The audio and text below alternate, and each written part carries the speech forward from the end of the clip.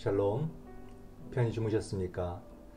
오늘도 나를 부르시는 주님과 함께 즐겁고 행복한 하루가 되시기를 소망합니다. 6월 2일 새벽 기도를 시작하겠습니다. 다 같이 사도신경 하시겠습니다.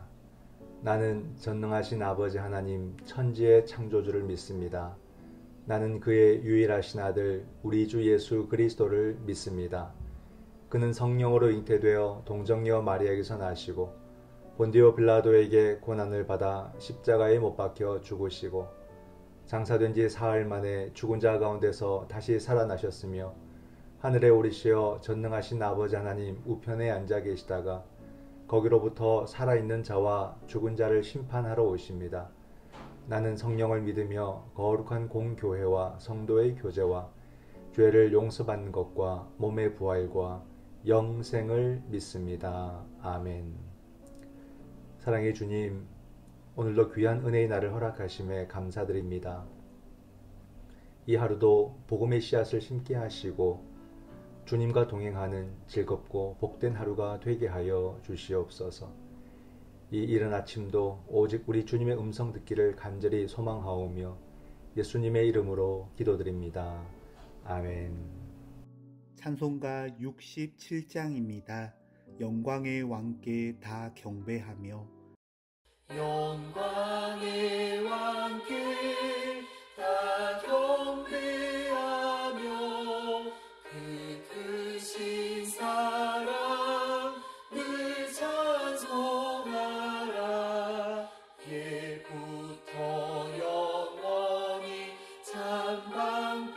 찬방되시니 그 영광의 주를 다 찬송하라. 능력과 은혜 다 찬송하라. 그 옷은 햇빛 그 집은 궁창 그 노래 소리로 주노하시고 폭풍의 날개로 달려가신다. 저 아름답고 놀라운 일이 가득한 이 땅 다 주의 조화 그 힘찬 명령에 더 잡히나니 저 푸른 바다는 옷자락이라 질그릇같이 연약한 인생 주 의지하여 늘 강건하리. 온 백성 지으신 만왕이시니 그 자비 영원히 변함없소라.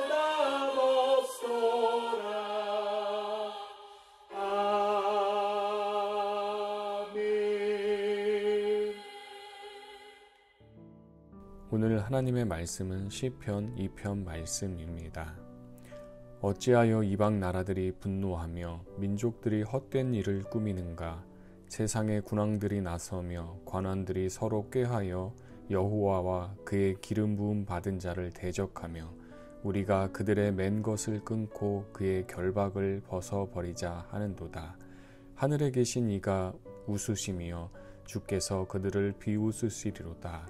그때 분을 바라며 진노하사 그들을 놀라게 하여 이르시기를 내가 나의 왕을 내 거룩한 산 시온에 세웠다 하시리로다. 내가 여호와의 명령을 전하노라. 여호와께서 내게 이르시되 너는 내 아들이라. 오늘 내가 너를 낳았도다. 내게 구하라. 내가 이방 나라를 내 유업으로 주리니 내 소유가 땅끝까지 이르리로다. 내가 철장으로 그들을 깨뜨리며 질그릇같이 부수시리라 하시도다. 그런즉 군왕들아 너희는 지혜를 얻으며 세상의 재판관들아 너희는 교훈을 받을지어다. 여호와를 경외함으로 섬기고 떨며 즐거워할지어다. 그의 아들에게 입맞추라. 그렇지 아니하면 진노하심으로 너희가 길에서 망하리니 그의 진노가 급하심이라. 여호와께 피하는 모든 사람은 다 복이 있도다. 아멘. 네, 오늘의 말씀을 묵상합니다. 오늘의 말씀에는 시편 2편 말씀 속에서 세상의 왕들이 하나님과 기름 부음 받은 자를 대적하는 것에 대해서 하나님이 친히 진노하시고 시온의 왕을 세우시고 하나님께서 자기 아들이라고 말씀하시는 장면이 나옵니다. 세상의 왕들과 또 재판관들은 하나님을 경외하고 섬겨야 될 대상들이다 라고 말하고 있죠. 오늘 말씀은 어떤 가르침과 또 의미를 주는지 함께 살펴보겠습니다. 모든 나라는 온 세상의 통치자이신 하나님을 마땅히 왕으로 섬겨야 합니다. 그러나 현실은 그렇지 않습니다. 이방 나라들과 세상의 군왕들이 여호와와 그분이 기름 부으신 메시아를 대항해서 반란을 일으킵니다. 그에게 매인 결박을 끊고 독립하자는 것입니다. 이스라엘 역사에 이런 반란 기록은 없습니다. 시편 기자는 하나님이 세상을 다스리시는 왕이라는 신앙을 이 시편에 반영합니다.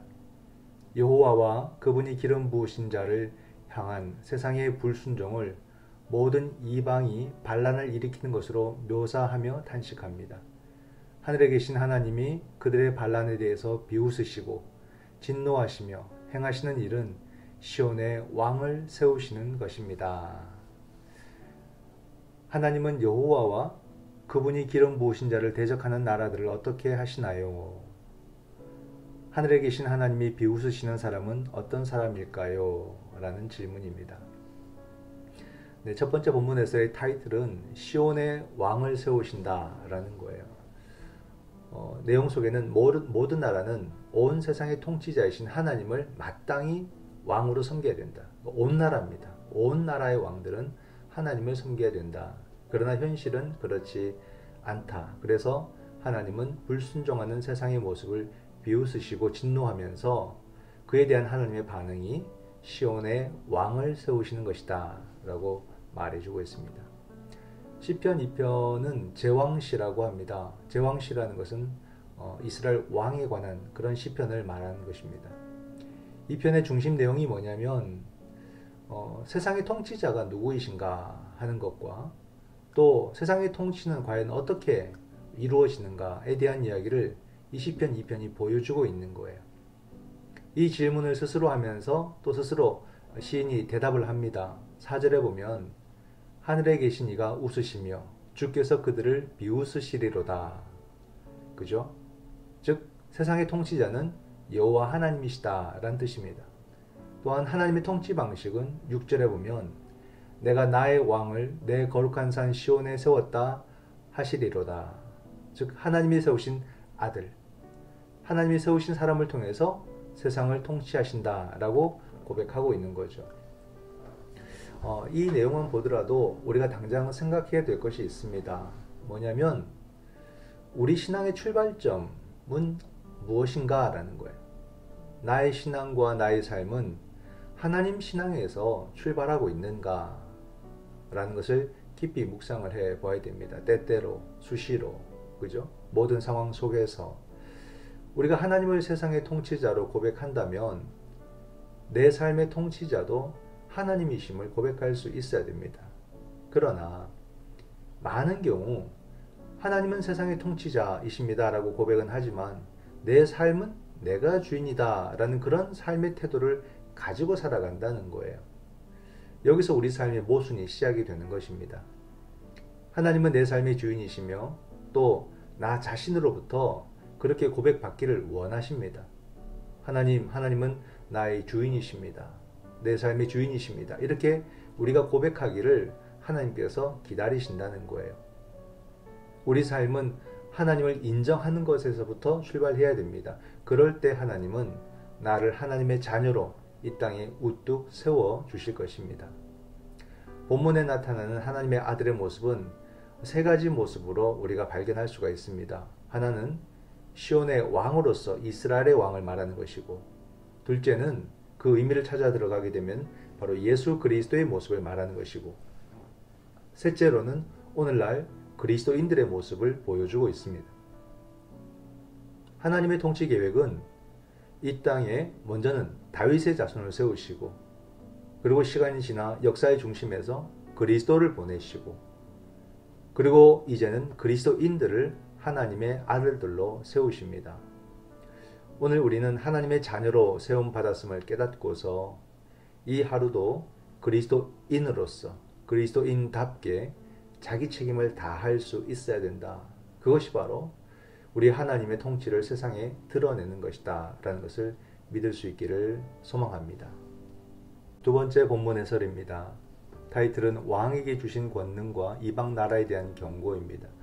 왕을 세우심이 이방의 반란에 대한 대책이 되는 이유는 하나님이 왕에게 엄청난 권능을 약속하시기 때문입니다. 여호와의 명령은 왕을 세울 때 주는 언약을 담은 문서를 의미합니다. 이 문서에는 하나님이 다윗 왕조와 맺으신 언약, 곧 그 왕위를 확고히 하시겠다는 약속이 담겨 있습니다. 첫 번째 약속은 왕이 하나님의 아들이 된다는 것입니다. 두 번째 약속은 왕에게 권능을 주셔서 이방 나라를 땅끝까지 소유하게 하시고 질그릇 부수듯 철장으로 그들을 깨뜨리게 하신다는 것입니다. 이스라엘은 새 왕이 등극할 때마다 이 언약을 반복했습니다.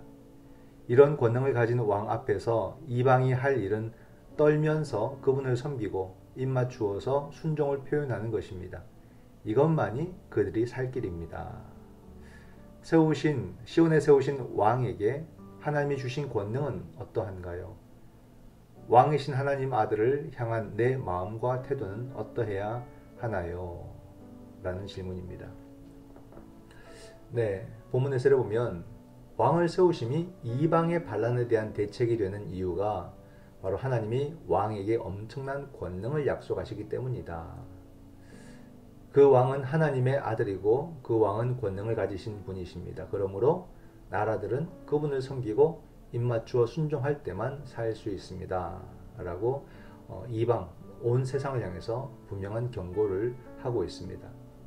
9절에 보면 내가 철장으로 그들을 깨뜨리며 질그릇같이 부수리라 하시도다.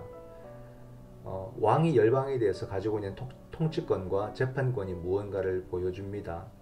9절에서 보여주는 이런 의식은요, 원래 이집트에서 왕이 즉위할 때에 질그릇에 토기에 열방의 이름들을 가득 적어놨다가 그것을 깨뜨리거나 또는 사방으로 화살을 막 쏘면서 자신의 권력을 과시하던 그런 예식의 모습이 이 9절에서 표현되고 있습니다. 이것은 하나님께서 그리스도인들에게 주시는 권세를 의미하는 겁니다. 그죠? 분명한 약속인 거예요. 우리가 그리스도인답게 살아가면 복음의 정신에 깨어 있어서 그 정신을 실천해 가는 것이 바로 하나님의 통치를 이 땅에 이루어가는 것입니다. 이렇게 살아간다면 그 삶 자체가 이미 권세가 되고 있다는 것을 알 수 있어요. 우리가 이렇게 살아갈 때 누구도 우리를 대적할 수가 없고 이길 수 없는 것입니다. 그 이유는 우리가 잘나서가 아니라 이미 하나님께서 그 자녀들에게 그렇게 권세를 주셨고 그것을 약속하셨기 때문입니다. 그러므로 우리는 그 말씀대로 그냥 살면 되는 거예요. 어떤 결과를 도출하려고 과한 행동을 우리가 하지 않아도 됩니다. 자연스럽게 그리스도인답게 하루하루를 살아가면 되는 거예요. 그 사람만이 한평생 항상 함께 하시는 임마누엘 하나님과 동행하게 될 줄 믿습니다. 오늘도 멋있는 그리스도인의 삶을 우리가 살아가고 주님과 동행하는 그런 복된 하루가 되시기를 주님의 이름으로 축원드립니다. 아멘. 기도하겠습니다. 거룩하신 하나님, 오늘도 하나님의 다스림을 믿으며 하나님이 세우신 하나님의 자녀답게 살아갈 수 있도록 도와주시옵소서. 내가 살아가는 이 삶이 하나님이 세상을 통치하시는 증거가 되게 하여 주시옵소서. 오늘도 우리 주님과 동행하기를 원하오며 예수님의 이름으로 기도드립니다. 아멘.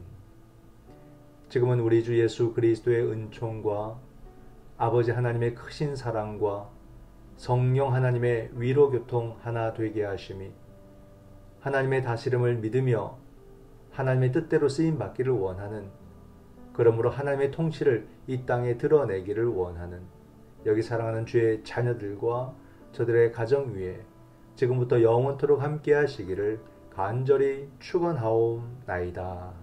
아멘. 이 시간 우리가 함께 드릴 기도의 제목은 먼저 말씀을 생각하며 기도하기를 원합니다. 하나님을 내 삶의 주인, 세상의 주인을 믿는 믿음, 이 믿음을 내게 주옵소서. 그러므로 내 모든 삶도 하나님의 다스림을 받으며 나를 들여 하나님이 세상을 다스리시도록 살아가는 참 그리스도인이 되게 하여 주시옵소서. 코로나의 종식과 일상의 회복을 위해서 기도합니다. 지금 코로나 백신 접종이 아주 빠르게 이루어지고 있습니다. 그러므로 우리 사회가 속히 안정이 되고 또 그럼으로써 나라와 민족과 역사를 위해서 더 많은 역할을 할 수 있는 그런 민족이 되기를 원합니다. 이를 위해서 모두가 마음을 모으는 그런 사회가 될 수 있도록 성령 하나님 도와주시옵소서. 미얀마를 위해서 기도합니다. 군부는 거의 연좌제를 행하며 국민들을 위협하고 있습니다. 또한 누적 사망자도 1000명에 가까웠습니다. 우리가 잊고 사는 시간 가운데서도 생명과 자유와 민주를 위해서 싸우는 미얀마를 주님께서 기억하시고 도와주시옵소서. 우리도 잊지 않고 기도할 수 있도록 우리를 일깨워 주시옵소서. 마지막으로 우리 가정을 위해서 기도합니다. 우리의 가정이 세월이 갈수록 지쳐가는 가정이 아니라 새로워지는 가정, 생명의 풍성함을 경험하는 그런 가정이 되도록 도와주옵소서. 하나님과 동행함을 느낄 수 있는 그런 가정이 되도록 도와주옵소서. 이 시간 하나님의 다스림을 받는 삶을 위해서 또 코로나 백신 접종의 신속함을 위해서 미얀마의 평화와 민주 정권을 위해서 그리고 우리 가정을 위해서 다 같이 함께 기도하시겠습니다.